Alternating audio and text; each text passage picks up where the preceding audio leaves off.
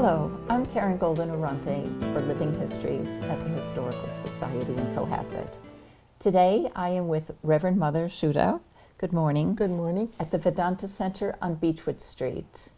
We are here to talk to Reverend Mother about this beautiful place of worship, really, where this is an all-inclusive, multi-faith temple of sorts that people come to and worship.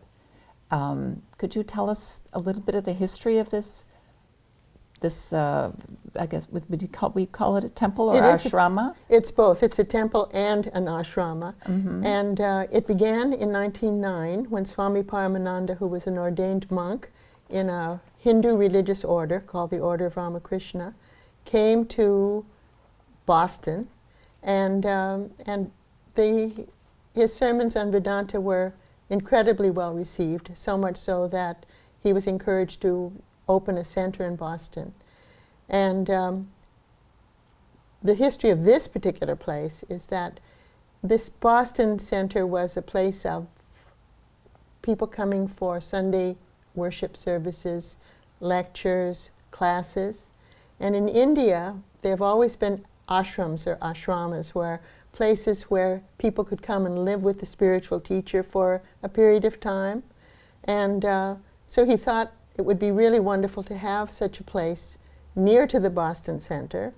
And he found 20 acres here in Cohasset in 1929 and established this as a place where people can come for retreat. But also we have a temple called the Temple of the Universal Spirit. And although Vedanta is a Hindu philosophy, it honors all world religions, so that the temple is a place of worship for people of all religious backgrounds, and everyone is welcome to come with a faith or without a faith. Now, in Boston, they had a few locations. Well, you started off where in Boston? In Boston, originally it was on St. Vital Street, which is now has been taken down. And then it was numbered 1 Queensbury Street, which was just in the Fenway, opposite the Museum of Fine Arts. A beautiful, beautiful place. And then they outgrew that, and the last headquarters of the Vedanta Center of Boston was at 420 Beacon Street. So there were already followers, really, from Boston that traveled to Cohasset for services? Well, actually, yes, there were. I just want to preface all of this by saying that Swami Vivekananda, who was the founder of the order to which Swami Paramananda belonged, actually brought Hinduism to the United States in 1893. There was a Parliament of World Religions in Chicago as part of the World's Fair, the Columbian Exposition. And Swami Vivekananda introduced Westerners to this philosophy. And so when Swami Paramananda came to Boston, there were many people in Boston of all different social types who were very interested in this new philosophy of that all religions ultimately lead to the one God. Mm. So coming to Cohasset, they would come on weekends and clear the cat briars and clear the paths and make it habitable. And then the temple was built in 1959 on the 50th anniversary. But the group would come in caravans of maybe 10 cars loaded with congregational members of the congregation to come and work all day Saturday. And they would have an outdoor meal, usually cooked by the sisters and brought from Boston. And they would have meditation on the high rock at sunset. And the rest of the time they were working really, really hard. They'd leave here about 10 o'clock and then go back into Boston. And then Swami Paramananda would give 2 worship services on Sunday. So when the land was first purchased, we have a photograph here of the original home that was on the hill. Yes. And this shows the carloads of people coming in from Boston and ultimately, certainly in the Cohasset area, who would come to the services here. And we have several photographs that will show everybody, and including, this is a early picture of Swami Paramananda, Yes. and also all of the places in Boston that we'll show the different photographs as well. So when the land was first purchased, there was that one property, one home on the hill, but then the facility that was also on the property was a garage. Yes, in which we're sitting right now. Which is the building that you see when you're driving by. Yes. And we have early photographs of their taking that garage and actually turning it into a place for people and Yes. for. So that was an interesting feat as well.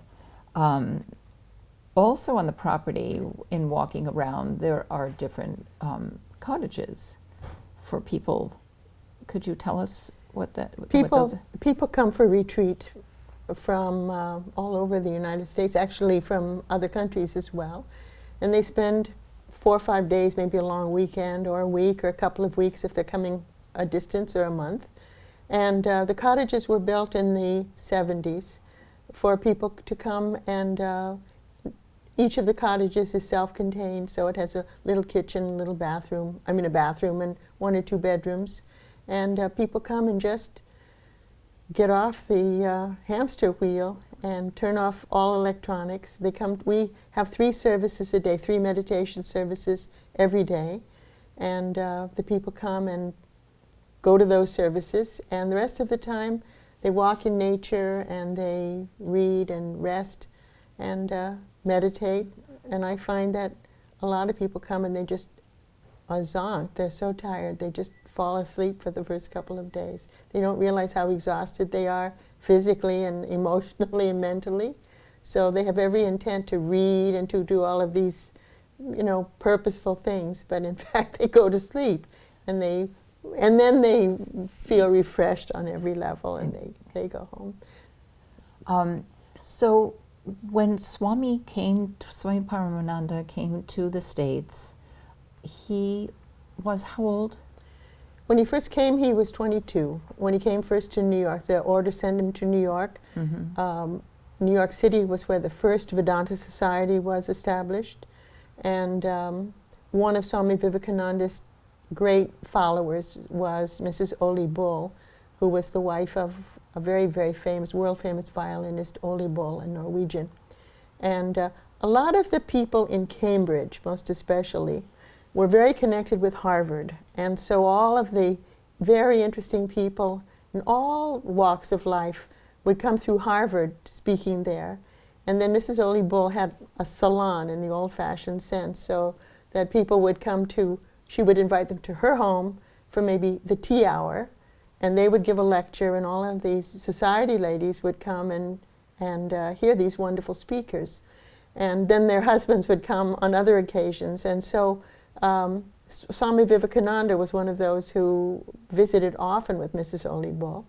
And actually, Swami Vivekananda was invited to be head of the philosophy department at Harvard University as well, but he didn't accept it. He was a monk, and he had another mission in his life. But so Mrs. Ole Bull had met Swami Paramananda and considered him very much like her teacher, Swami Vivekananda.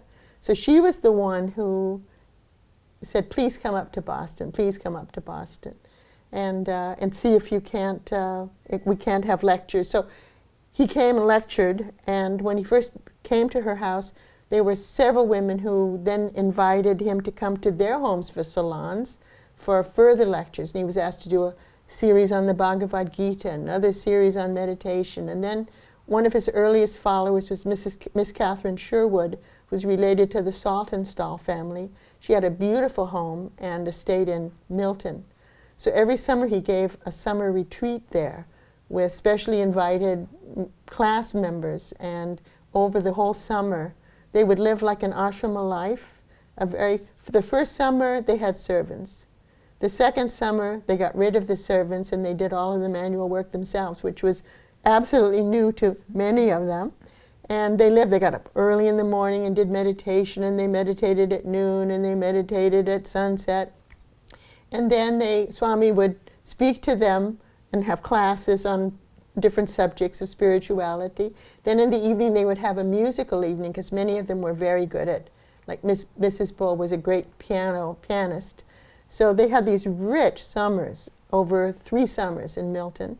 And then Mrs. Bull wanted Swami Paramananda to establish something, you know, make an organization. But Swami Paramananda didn't believe in organizations. He thought, the divine leads me. If a work is meant to be, it'll grow organically. I don't believe in a constitution or membership or endowments or all of the things that Mrs. Bull thought would be necessary for having a work, planting it and then having it last. But it worked in Swami Paramananda's way, because Miss Sherwood rented Mechanics Hall in Boston. And the first week 100 people came, and by the second week there were 300, and by the third week there were 500. And so it became where people were looking in the windows to try to even hear what he had to say. So that was the time when he thought, all right, we'll rent a place at St. Vital Street and we'll get started. So one of the, in Cohasset here, we had the Richardson White was involved with building of the temple with Brother Richard. Yes. And could you tell us how that evolved? And Brother Richard Creasy was way before his time. He worked with these people in Maine, and I wish I remembered their names, but they were like the first organic farmers and back to the earth. Maybe they never left the earth type of people.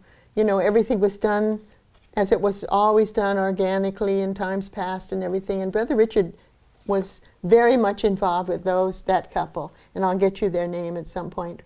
And so Mr. White was similarly completely moving in that direction, and he and Brother Richard were friends. And so Richard White he liked tractors and he liked mechanical things, and he had a sawmill. So our temple was built using oaks from our grounds here that were felled during Hurricane Carol, but they were milled by Mr. White over at Holly Hill Farm, so that he had a sawmill over there. So he and Brother Richard did all the milling. And so our temple is built from good old Cohasset rock and this lovely good old Cohasset oak. But Brother Richard and he did a lot of the building, and the brothers of the community and other men who were local helped. so you have Sunday service. We have a Sunday service every Sunday at 11 o'clock, and then we have a Thursday evening class at 7 o'clock. And the temple gets so full that people have to overflow out of the temple and watch the screen in other rooms. Yes. to be able to Yes, we're very happy with that. to partake in Yes. that. And the gardens here, you have beautiful gardens and vegetable garden. We have. It's always been. It's never had a pesticide as long as we've been here, and we have a vegetable garden, an extensive vegetable garden. It depends how extensive it is year to year. Depends on how many people we have to tend it. Mm-hmm. But we do have a shrine garden where all of the flowers that we use on the altar and for our daily worship are grown, and then we have various altars, various gardens. The front garden in the front of the main house is a memorial to Swami Paramananda. He laid his body down there in 1940 on June 21st. So we don't pick from that. We just have that as a beautiful garden. And then down further, we have now 31 acres, and it's a complete, we will always keep it preserved, a natural preservation for animals and nature. And so down the road there is what we call Mataji's garden, and then there are little gardens in various places that are all tended by, all of us are volunteered. The only people that are not, we just have one person, our groundsman is our only paid person, Mm-hmm. so everyone else volunteers and keeps this place up beautifully. And it is very beautiful outside, which we'll be having an opportunity to walk through the temple, and the stained glass that's in this temple, as well as the reliefs, those really those are beautiful depictions of symbols of all the faiths. Yes. And the reliefs, and we'll show in here the Buddha as well, that you'll be celebrating. We did. Last Sunday, It was, the birthday. it was actually, we did it on Thursday evening, at the end of April, just before the full moon of the Buddha's birthday. And the Buddha that we have is hand carved from the 1700s, and it was a gift from Miss Sherwood to Swami Paramananda early in the last century. Wow. And so he comes out onto the altar once a year. And the bas-reliefs that were done by a very young artist who was also a student of Swami Paramananda by the name of Christina Mead. And she was a student of two very famous Boston sculptors. One of them was Mr. Dahlin, who did that beautiful statue in front of the Museum of Fine Arts, what is it, the Salutation to the Great Spirit? Yes. And he also was the one who sculpted the angel Moroni on top of the Mormon temple in Salt Lake City in Utah. So she had two very wonderful teachers. And the bas-reliefs are actually plaster with a patina on them that make it look like bronze. And there's images of the Buddha and the Christ and Sri Krishna. And then on the other side, images of Sri Ramakrishna and Holy Mother Sharada Devi and Swami Vivekananda, who are important in this lineage. And then there are, as you said, medallions, stained glass medallions in each of the windows. They were done by Donna Norman, a follower of this work, who was quite a well-known South Shore artist. And they represent the images that Sri Ramakrishna used as a teaching image was that as there's one sun in the sky, one truth, one light, one God. So this truth shines through many different windows as all of the great world religions of the world. So you'll see Christianity and Islam and Judaism and Buddhism and the Native American path and even Greek and Roman philosophy as major influences in world thought. And so the temple represents the idea that all paths lead to the one. And also on our altar, which was made by Ralph Flint, who was also a very well-known Boston artist, who was also a student of Swami Paramananda, it says in Sanskrit on the front, in gold, truth or God is one, but human beings call him by various names. So it just emphasizes the fact that we're not a proselyting religion, we're not seeking to convert anybody, we have no membership. People just come, and if they're spiritually nourished, they stay, and some pass through, and some are with us a lifetime. And so, but what I'm thrilled about is we have so many young people in our congregation.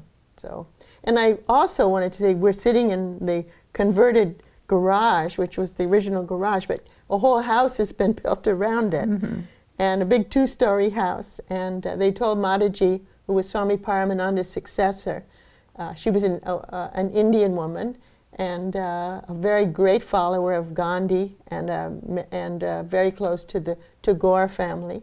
And she was our spiritual leader for 55 years and was a member of the community for 69. They said it couldn't be done. And the contractor said, you just can't build a big house around a garage. And so she asked that contractor to leave and got another one. And between the two of them, they built this house where all the sisters live. And so it was the original garage was enclosed to make it a community room so people could come in the winter and still work on Saturdays, but have a warm place to come and warm up. And warm up, Yes. Be inside to eat maybe. You know? Yeah. Yes. I would like to take the opportunity, if we could take a walk around, and if you could point out the photographs. We have behind us an oil painting of Swami Paramananda. Yes. And if you could point out the different photographs, and just so that we have a highlight of the items hanging on the walls, and then we'll go to the temple. Happy to. Okay, wonderful. We'll be right back. And, gilded. It was carved in the 1700s and was a gift to Swami Paramananda by Miss Catherine Sherwood, who was a member of the Saltonstall family. And we have him on the altar once a year, as close as possible as we can, on the full moon of May, which was the time when the Buddha was born and attained enlightenment and passed over. So we always celebrate that once a year. This Om, which is the symbol of the divine in Hinduism, was hand carved and gilded with antique gold by a very famous Boston artist named Ralph Flint, who was a follower of Swami Paramananda. And he considered this his masterpiece. It was designed by Swami Paramananda and became the symbol of Swami Paramananda's work. It shows the 1,000-petal lotus carved, and then the symbol of the Om in the middle. The 1,000-petal lotus represents the crown chakra, or is the symbol of divine realization, self-realization, illumination, whatever you want to call it. And it's made of wood, it's carved wood, and it's 2 feet in diameter. Swami Paramananda founded a monastic order for women in the United States beginning in 1909. And his first disciple and his first follower was Sister Devamata, who was Laura Glenn, related in the Benjamin Franklin family through her mother's, on her mother's side. She graduated from Vassar when she was 15 years old. Her thesis was on Saturn, and she studied with the very first woman astronomer, Maria Mitchell, at Vassar. And she was the trainer and guiding light for the entire monastic community. All of the sisters came from different backgrounds, some from very distinguished families. For example, Sister Satyaprana was of the Knickerbockers, the leading founding families of Manhattan, the Dutch who came over. Sister Seva was a Mormon, and at our California ashrama, she knew how to do canning, and she kept 16 hives of bees, and they made 3 tons of honey every year, and that's one of the ways they got through the Depression.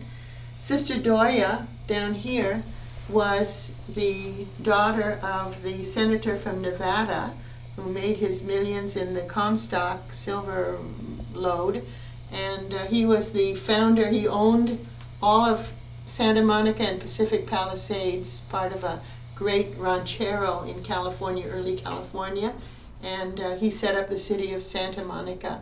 Sister Doya was one of the leading members of this community. So each of the sisters contributed so much. They were pioneers. This is Miss Catherine Sherwood, who was the one who first helped Swami Paramananda by renting the hall for him to speak in 1909 in Boston. And a very modest, humble, inspiring social light in Boston. And this is whom we call Jaduma, Mother Charushila Devi, who was also one of Swami Paramananda's followers, his niece, as a matter of fact, who went back to India. She is Indian. She was a school teacher and founded our schools and our orphanage that we still have in India, in Calcutta, that were founded in 1931.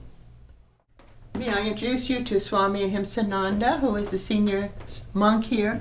Swami means an ordained monastic, an ordained monk, and he's the senior monk. And he plays this beautiful instrument called a harmonium. Actually, a reed organ, but it's a reed organ. How old is this organ? I mean, it looks like it's handcrafted handcrafted in India, but they took the reed organ that the Europeans brought and converted it to you sit down and play on the floor. But, it's basically a European reed organ.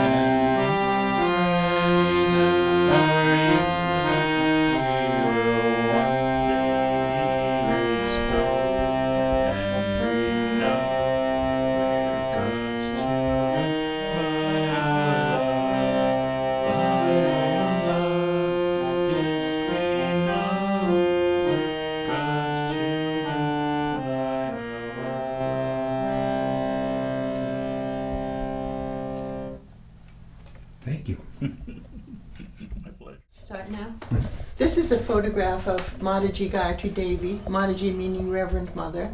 And she was, Swami Paramananda left his body when he was 56 in 1940. And she was a 33-year-old nun in the community, actually the youngest member of the monastic community. And she was our spiritual leader of this ashrama, the Boston work, the work in California, and the Indian work for 55 years. She just passed over in 1995. And she was a great follower of Gandhi. In fact, when he came to her village, her father was an attorney. And Gandhi was having a meeting with the men, and she said to him, "What? He's not interested in having meetings with the women?" So her father went to Gandhi, and they had a meeting of women, and the women gave Gandhi their gold bracelets and their gold necklaces in order to help to finance the movement of Satyagraha, soul force, in order to overcome British colonialism. These two portraits, this is a portrait of Swami Paramananda by Kenneth Pillsbury. It was done in 1927, and is a wonderful photograph, and it's a wonderful painting with, and you can see the Om that's in the living room in the background. And then this portrait, this oil painting, was done by Donna Green, another very well-known South Shore international artist. These medallions represent all of the different world traditions. You have the Egyptian. These were done by Donna Norman. The Native American one was done by Eleanor Whitney, who is very well known here in Cohasset. The next one is Judaism, Christianity, Shinto, and Buddhism. And then we have the Om window above the altar, and this is the very first of its kind in the world. There has never been a stained glass window of the Om. It was designed by Mataji Gayatri Devi and a beautiful architect named William Chin. The medallions continue with the lotus of Hinduism, the crescent and star of Islam, the fire, sacred fire of Zoroastrianism. There aren't many Zoroastrians left in the world. It was a religion that started in Persia, and they were very much harassed, and finally the whole community went to India, where they were given shelter. And so there are X number of Parsis. They're called Parsis now. They live in the Bombay area. But when they first came to India, the condition was that they would not seek converts, and that's why there are very few Zoroastrians left in the world. This is Tao, and then the Greek philosophy. And the altar, two altars were built by Ralph Flint. There were two in the Boston homes. They were built in 1914 for the number 1 Queensbury Street house. They're made of oak, and Ralph Flint had a master carpenter do the joining and the setting up, and Ralph Flint himself did the carving and the gilding. And all of this beautiful furniture came out of the Boston houses as well.